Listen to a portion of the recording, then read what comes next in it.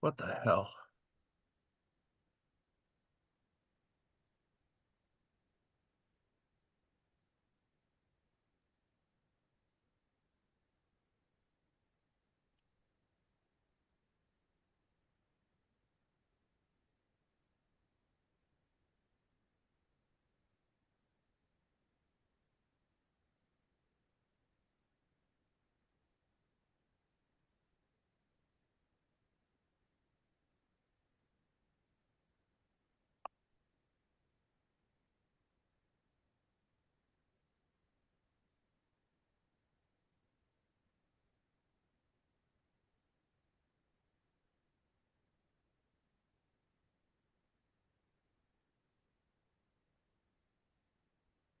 Okay.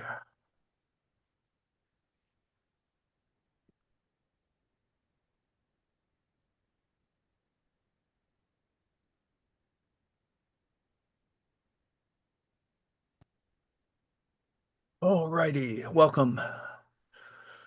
It's Weekly Marks. 6 April 2025.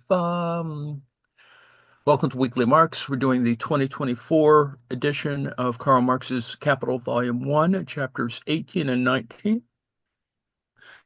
This is the Princeton edition, but edited and translated by the two Pauls.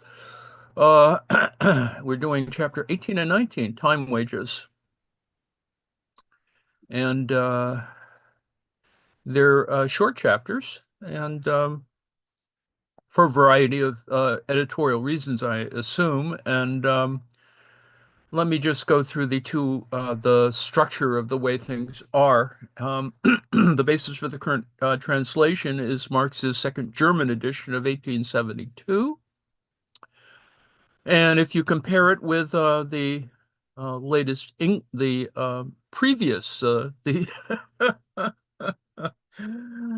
oh, the penultimate English translation of Marx's Capital Volume 1, you can see in this table the comparisons of how chapters were divided and selected. And last week we looked at how labor power's value and price are transformed into wages in the prior chapter, but that began part 6 on wages, which in the current translation is chapter 17, uh, equal to chapter 19. And today we're looking at chapters 19 and 20, or no, we're looking this week at chapter 18 and 19, which are equivalent to the prior English translation of 20 and 21. That is, I mean, the titles of the chapters make more sense that way. Time wages and peace wages, 20 and 21. So today's chapters, this is from Ed George's notes. Wages take many form, and the two most important of them, of course, are time wages and peace wages. And we can read quickly as a kind of introduction in terms of the notes before we get to the direct translation, because it is short. We can do this. Earlier, we saw that labor power is sold for definite periods of time. Time wages are simply the form in which the converted form of the daily, weekly, etc. value of labor power presents itself. We also saw the laws governing the relative magnitudes of surplus value and price of labor power. The same laws apply with a suitable change of their form to wages.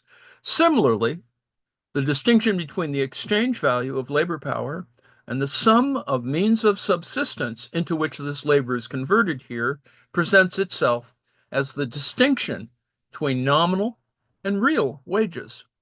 There is no need, therefore, to reestablish with regard to what Marx calls the form of appearance what has already been established with regard to the essential form. The worker's nominal wage is the amount of money she receives for her daily or weekly labor, or her wage estimated in value. But this amount may represent different quantities of labor, depending on the length of the working day. The price of labor, that is, how much she receives per unit of labor measured in time, per hour, for example, given a fixed daily, etc. wage, varies in function with the length of the working day. It is clear that according to the length of the working day, that is, according to the amount of actual labor supplied every day, the same daily or weekly wage may represent very different prices of labor, i.e., very different sums of money for the same quantity of labor. And in chapter 21, this is Ed George's notes, the piece wage is nothing but a converted form of the time wage, just as the time wage is a converted form of the price of or value of labor power. In other words, the difference between time wages and piece wages is a formal one, but this is not to say that these formal differences are unimportant. In fact, the piece wage is a particularly deceptive with regard to the real relations behind the wage form. Not only does the use value that the capitalist buys from the worker appear to be labor already objectified in a product, but it seems as if the price of the labor is actually determined by the worker's capacity to work. Nevertheless, the essential relations do obtain, if well hidden, behind the piece wage form as they do behind time wages. And of course, there's more notes for this as were for chapter 21. There are outlines of Marx's argument, and yes, there are numbers, not too many, but there are. And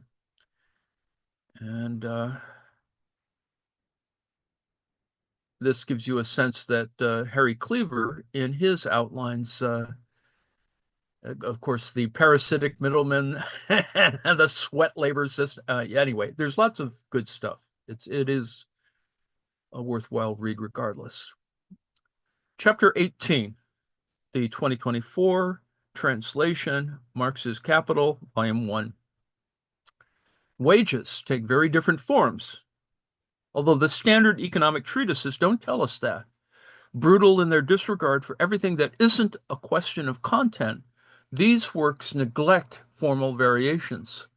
While the present volume is in the right place to give an account of the form of wages, which should be examined in a specialized study of wage labor, we need to briefly explicate the two basic forms that predominate. Readers will recall that labor power is always sold for a certain period of time. Time wages, for example. Daily wages are thus the transformed form in which the daily or weekly value of labor power is represented directly. Readers will recall that labor power is always sold for a certain period of time. Time wages, for example, daily wages, are thus the transformed form in which the daily or weekly value of labor power is represented directly. The next thing we need to note is that the laws about changes in the magnitude of labor power's price and the amount of surplus value, laws laid out in chapter 15, turn into laws of wages as a result of a simple change of form.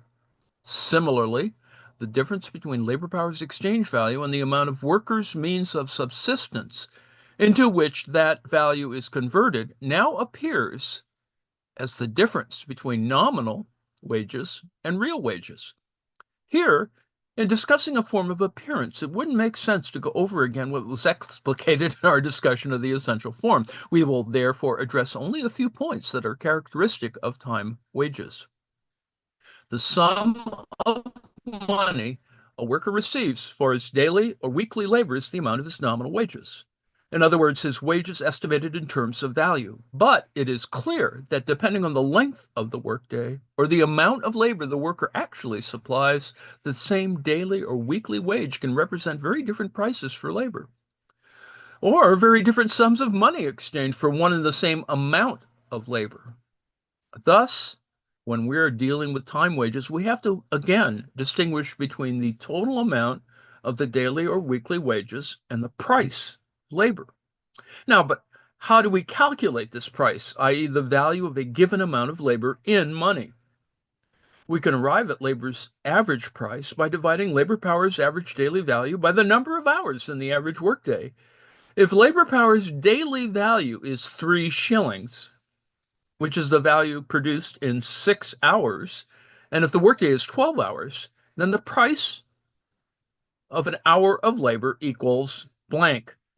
This is that thing where they don't put the equations in.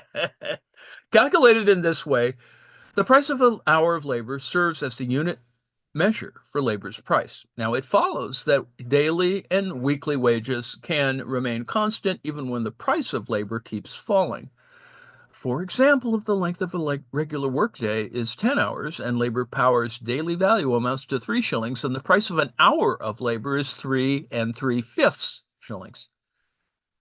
It falls to 3 shillings. The amount the workday is extended to 12 hours, and to 2 2/5 shillings, the amount the workday is stretched to 15 hours.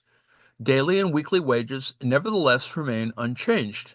On the other hand, daily and weekly wages can rise when the price of labor stays the same, and even when it drops. Let's say the length of the workday is 10 hours, and labor power's daily value is 3 shillings. The price of an hour of labor would again be 3 3/5 shillings. Now, if demand picked up, and the worker worked 12 hours instead of 10, while the price of labor didn't change, his daily wage would rise to 3 shillings 7 1/5 shillings, even though the price of labor hasn't varied. We might see the same result if labor's intensity increased rather than its extensive magnitude. So, when nominal daily or weekly wages increase, the price of labor can stay the same or decrease. And this also holds for the income of the worker's family as soon as labor performed by other members begins to supplement his own labor. There are thus ways to lower the price of labor that don't involve reducing nominal daily or weekly wages. As a general rule, however, if the amount of daily or weekly labor is fixed, the daily or weekly wage depends on the price of labor, which itself varies, either as the value of labor power does, or as its price deviates from its value. But if the price of labor is fixed, the daily or weekly wage will depend on how much labor is expended daily or weekly. The unit of measurement for time wages, namely the price of an hour of labor, is labor power's daily value divided by the number of hours in a regular workday. Let's suppose the length of such a workday is 12 hours and labor power's daily value is 3 shillings, which is the amount of value produced in 6 hours of labor. Under these conditions, an hour of labor costs 3 shillings and produces 6 shillings of value. What happens if the price of labor remains constant, but the worker works less than 12 hours a day or less than 6 days a week? Supposing he only works 6 or 8 hours, he will receive only 1 1/2 or 2 shillings per day, respectively. According to what we've assumed, the worker has to work an average of 6 hours a day to produce wages that merely correspond to the value of his labor power, and moreover, he spends only half of each hour working for himself and the other half working for the capitalist. Clearly, then, he won't get the value produced in 6 hours if he works less than 12 hours. Earlier, we saw the destructive consequences of overwork.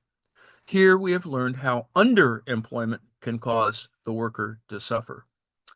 If the hourly wage is set up in such a way that the capitalist doesn't commit to pay a daily or weekly wage, but only to pay for the individual hours he has the worker work, he can employ the worker for less than the amount of time that originally served as the basis for calculating the hourly wage, i.e., the unit of measurement for labor's price.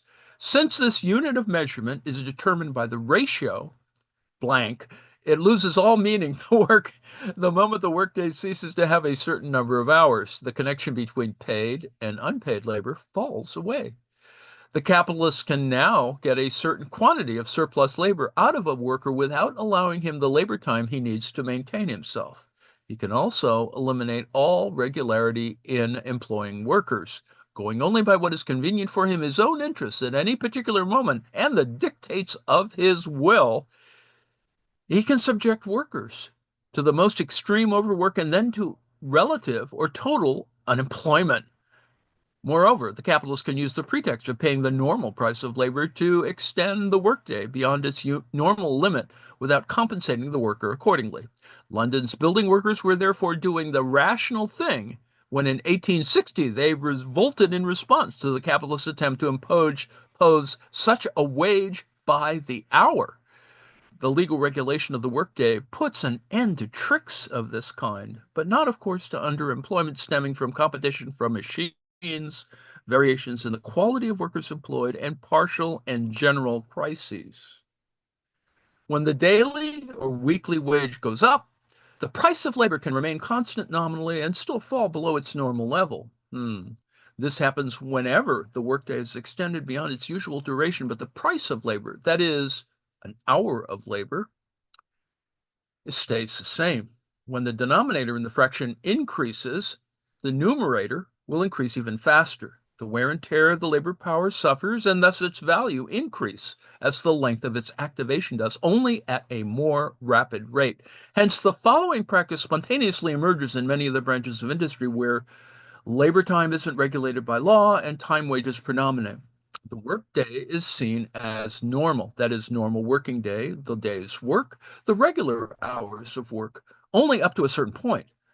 For example, until the end of the 10th hour.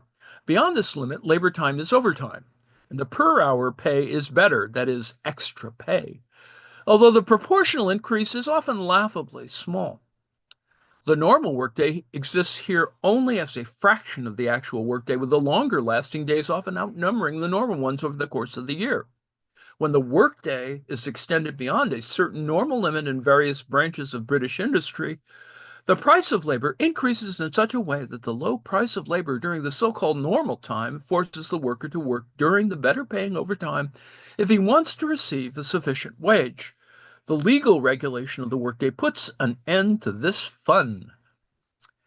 It is a well-known fact that the longer the workday in a given branch of industry, the lower the wages. The factory inspector, Alexander Redgrave, illustrated this in a comparative overview of the 20-year period from 1839 to 1859. He showed that in factories under the 10 hours law, wages rose, whereas they fell in the factories where workers performed 14 to 15 hours of labor a day.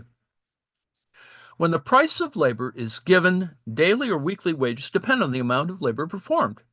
From this law, it follows, first of all, that the lower the price of labor, the more labor the worker has to supply, or the longer his workday has to be in order for him to secure even a paltry average wage. The low price of labor functions here as an impetus for extending the worker's labor time. But when their labor time is extended, the price of labor falls, and thus the daily or weekly wage falls as well.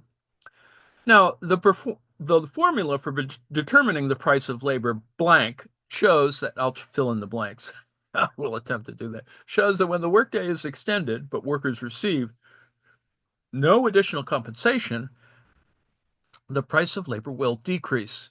However, the same circumstances that enable the capitalist to extend the workday in the long run then compel him to also lower labor's price nominally in the and to do so to the point where the total price of the increased number of hours begins to fall, i.e. daily or weekly wages are depressed. Here it will suffice to mention only two of these circumstances. If one man does the work of 1.5 or 2 men, the supply of labor will increase, even as the supply of bearers of labor power in the market remains constant. The resulting competition among workers will allow the capitalist to force down the price of labor. Meanwhile, the fact that the price of labor has dropped allows him to push the number of labor hours even higher. The capitalist now has at his disposal abnormal quantities of unpaid labor, quantities that exceed the average social level. But this situation soon has become a source of competition among the capitalists themselves. The price of labor makes up part of a commodity's price. The unpaid part of the price of labor doesn't have to factor in to what the buyer pays. It can be given to him as a gift. This is the first step that competition drives capitalists to take. The second step is that they don't include in the commodity's price at least one part of the abnormal surplus value created by extending the workday.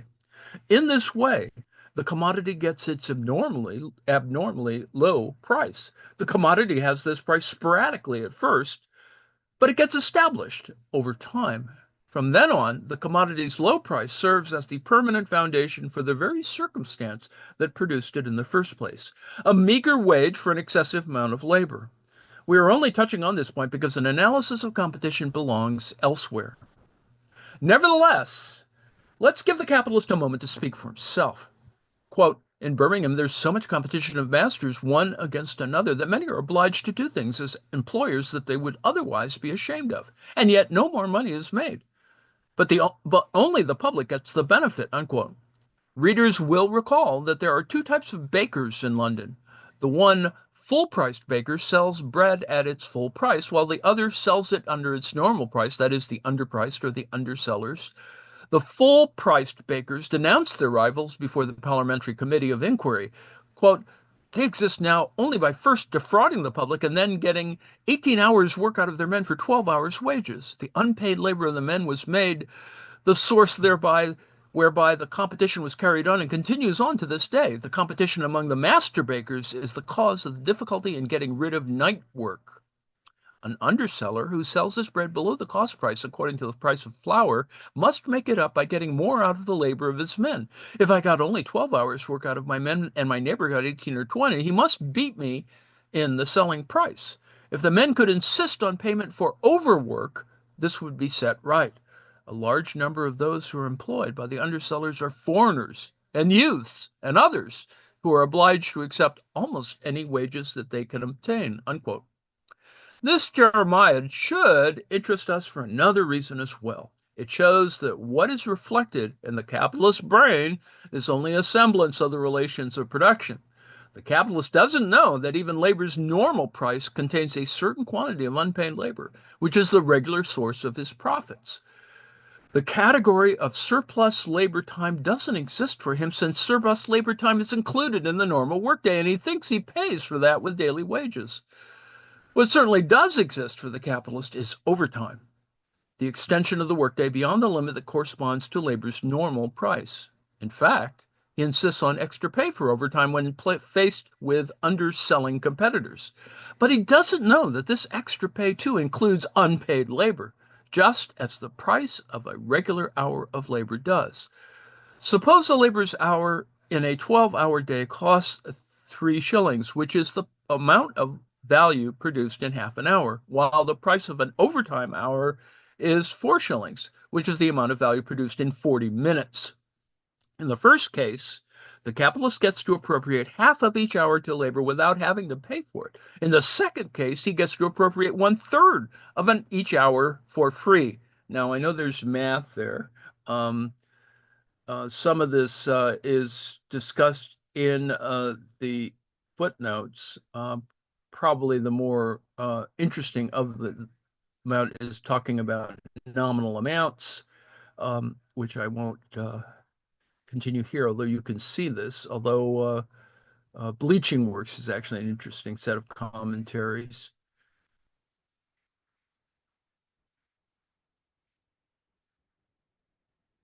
Now, so the editor's note for chapter 18 is there's only one. It is lowercase 1, Roman numeral 1. While he was writing the manuscript that posthumously came to be called Grundrisse between 1857 and 1861, Marx wrote up a 6-book plan that included a 3rd book dedicated to this topic to be titled Wage Labor. Although that book was never written. Book in this case means a full-fledged treatment of the topic at length, although not necessarily a separate physical volume. Now, chapter 19, Peace Wages. Peace wages are nothing but a transformed form of time wages, just as time wages are a transformed form of the value or price of labor power.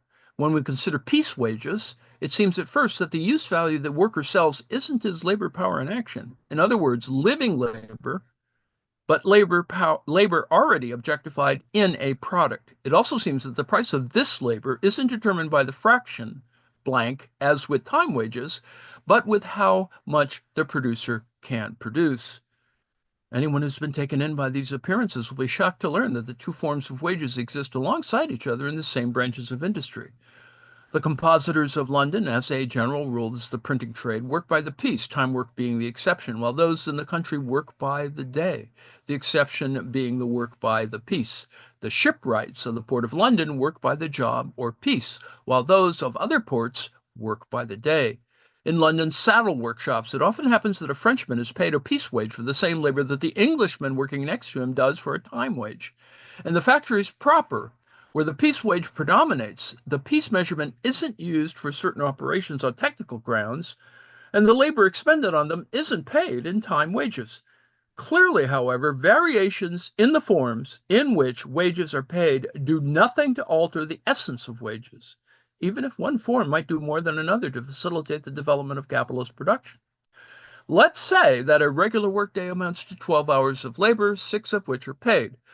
The quantity of value the day produces is 6 shillings. The quantity produced during an hour of labor is therefore 6 shillings. Experience has shown that a seasoned worker who applies his labor with a normal level of intensity and skill, expending only the socially necessary labor time, produces 24 units of product in a day, whether discrete commodities or measurable parts of a larger one. So, after we've subtracted the constant capital that is transferred to these 24 units, they will contain 6 shillings of value in total, while each individual unit will have a value of 3 shillings. The worker receives 1 1/2 shillings per unit, which means that he earns 3 shillings in 12 hours. It makes no difference whether we say that half of each unit is paid for and half isn't, or that the price of 12 units merely replaces the labor power's value while the surplus value is embodied in the other 12, as is the case with time wages, where it makes no difference whether we assume that the worker spends 6 hours working for himself and 6 hours working for the capitalist, or that he spends half of each hour doing the former and the other half doing the latter. Moreover, the form of piece wages is just as irrational as that of time wages. As the product of an hour of labor, 2 units or a commodity are worth 6 shillings after we've subtracted the value of the means of production consumed as they're being made, but the worker gets a price of 3 shillings for them. Piece wages don't, in fact, express a value relation directly. With piece wages, the value of a unit isn't measured by the labor time embodied in it, it's the other way around. The amount of labor a worker expends is measured by the number of units that the worker produces. With time wages, labor is measured by its immediate duration.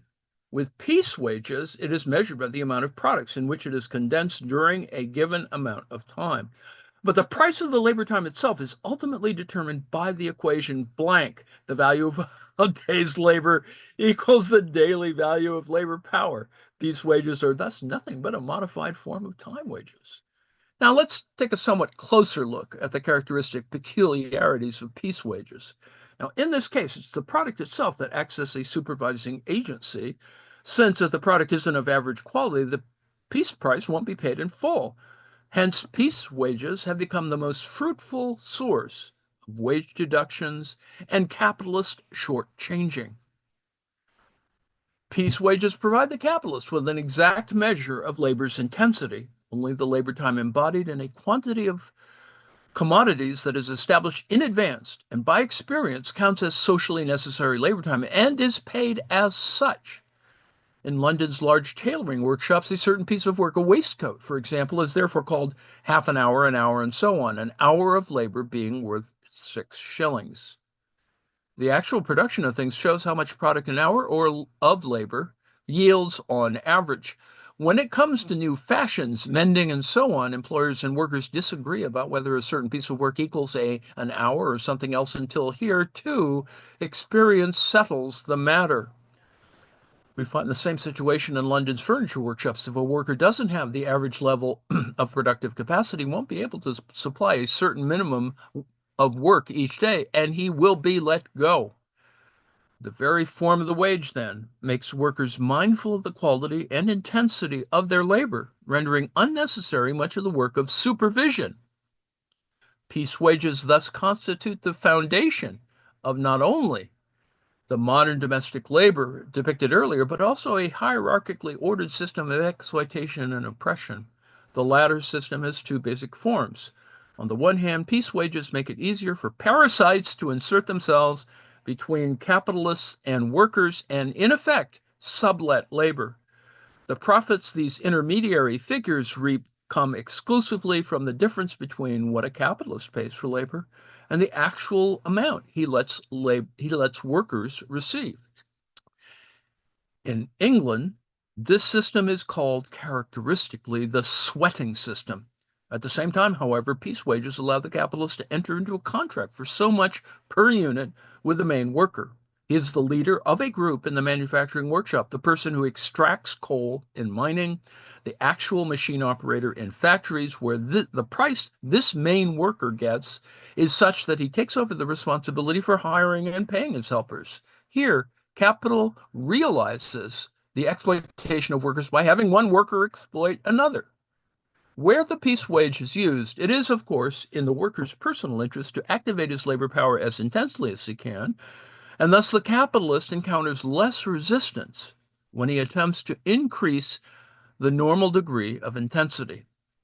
Extending the workday is also in the worker's personal interest, since this now causes his daily or weekly wages to rise. We begin to see the same reaction as that we described in discussing time wages, to say nothing of the fact that an extension of the workday implies a decrease in the price of labor, even when the piece wage remains constant. Where workers are paid in time wages, they almost get the same wage for performing the same function, whereas with piece wages, the price of labor time may be measured by a given quantity of the product. But daily and weekly wages vary according to the differences among the individual workers. One worker supplies only the minimum amount of the product in a given time frame, and another supplies the average amount, and a third supplies an amount greater than the average. So with regard to the worker's actual income, we find significant variations having to do with workers' different levels of skill, strength, energy, and endurance.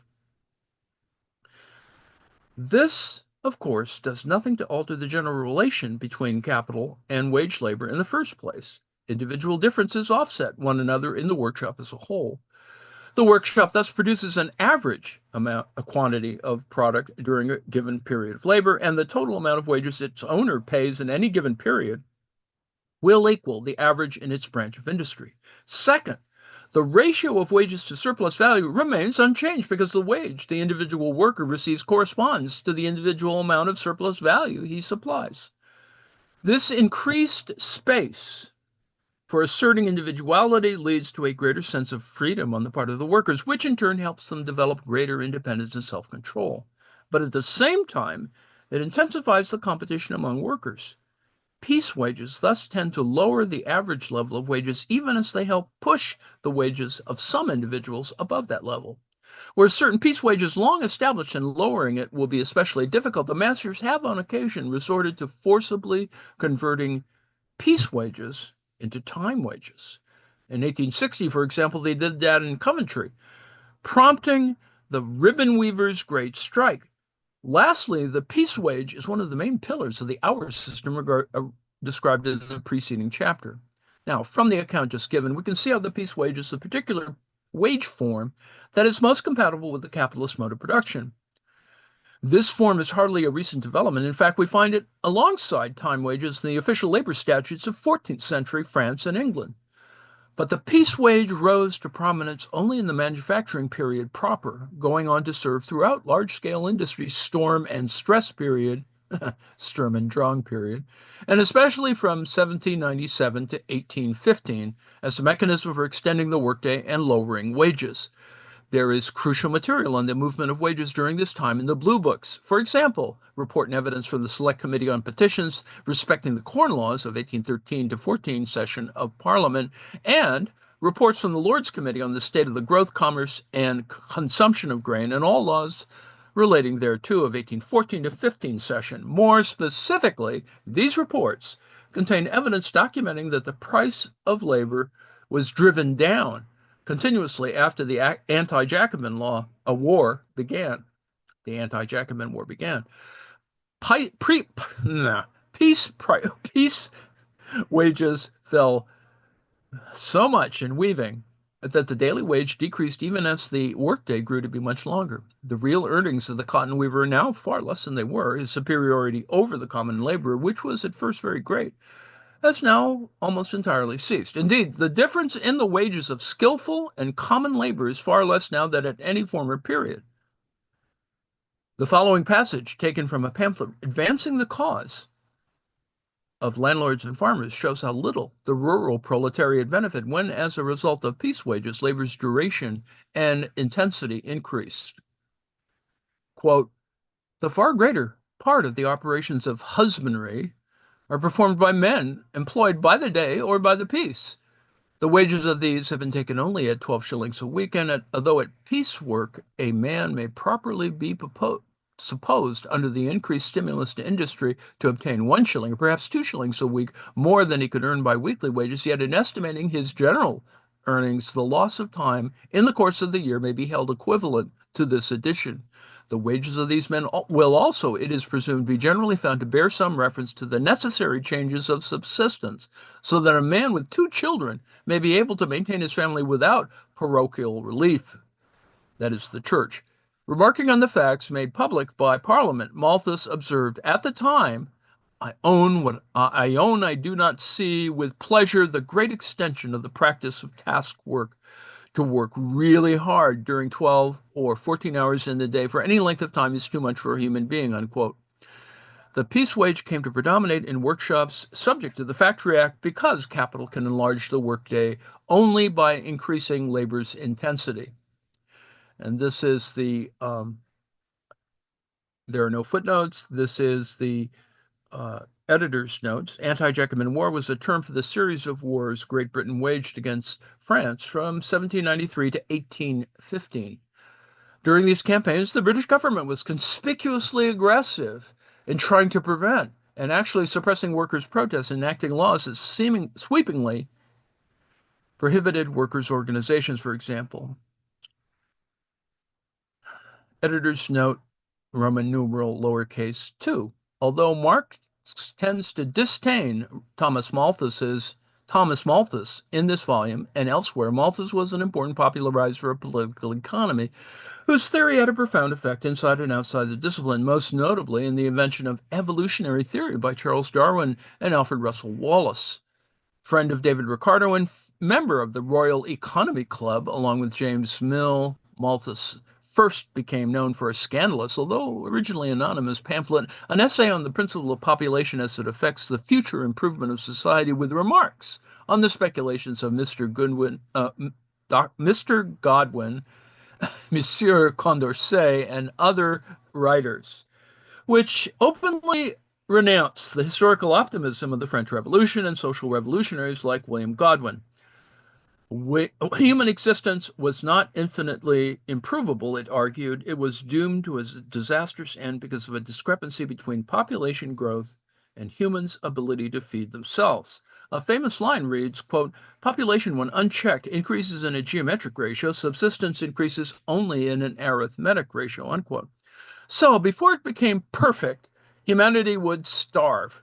Marx's opinion about this theory never changed much from what he read in Engels' Outlines of a Critique of Political Economy in 1844. Young Engels questioned the empirical basis for Malthus's theory. Now, where has it been proved that the productivity of the land increases in arithmetical progression, unquote?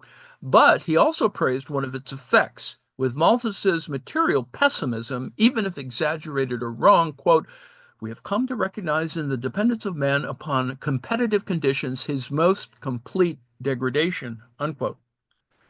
When labor's productivity varies the amount of labor time,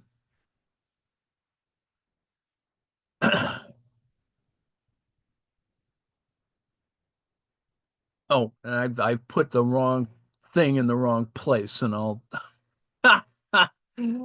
this end piece goes somewhere before the piece wages part. This is the last paragraph. Oh, God. My apologies. This is the concluding paragraph of the chapter. I'll move all this around and set it right.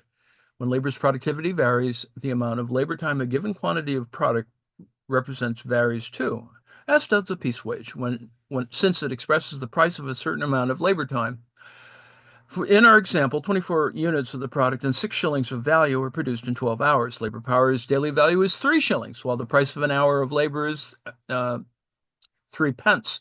The wage per unit is 1.5 pence, and each unit absorbs half an hour of labor. Let's now imagine that the labor's productivity doubles. As a result, the same 12-hour workday yields 48 units instead of 24. Assuming all other conditions remain fixed, the 1.5 pence piece wage would fall to 3/4 of a pence or 3 farthings, since each unit would represent 15 minutes of labor rather than half an hour.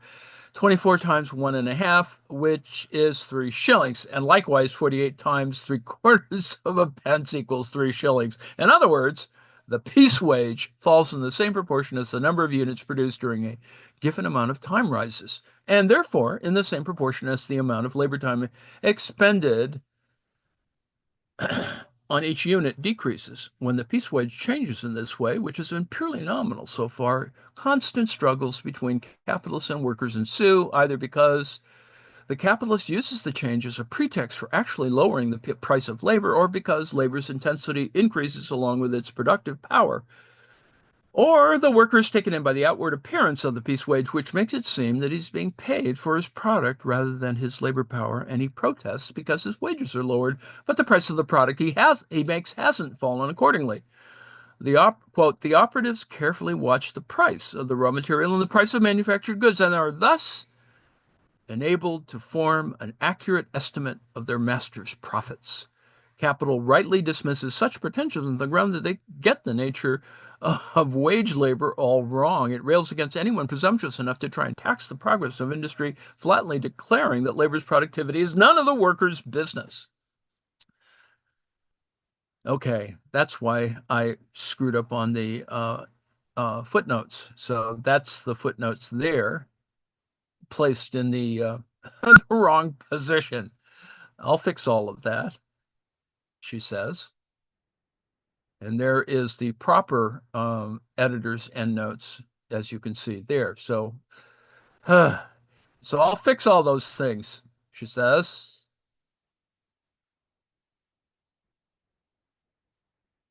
Now, what we might also consider, of course, is that in the notes, there in Ed George's notes, there are things that are pretty much the same way as in the text itself. There is a formula here, and the formula is the daily value of labor power over the number of hours of the working day. It's here and not in the translated text, so that's another thing we will fix subsequently. And you can see that in the update, which probably will happen later this evening. uh, oh my.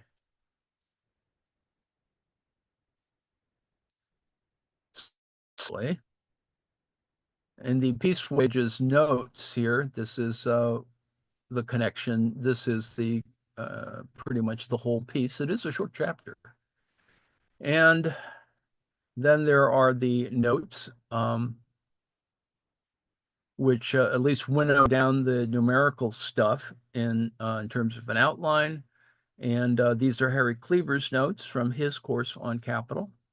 And maybe it's clear, maybe it's not, but at least it's in a form where you can probably read it slightly clearer rather than trying to figure out all the math. I've included videos of chapters 20 and 21, which are of the prior English translation, so you can get that. I promise to fix all this, as I usually do. And yes, master bakers. Peace, not peace. There are no wages of peace, and the wages of peace are war in some ways for some people. Anyway, I'll stop now with a few minutes to spare, having read the chat and promising that, of course, I will fix all of this, the problems, the editorial problems. Let me thank you for your attention, and we shall, in a second,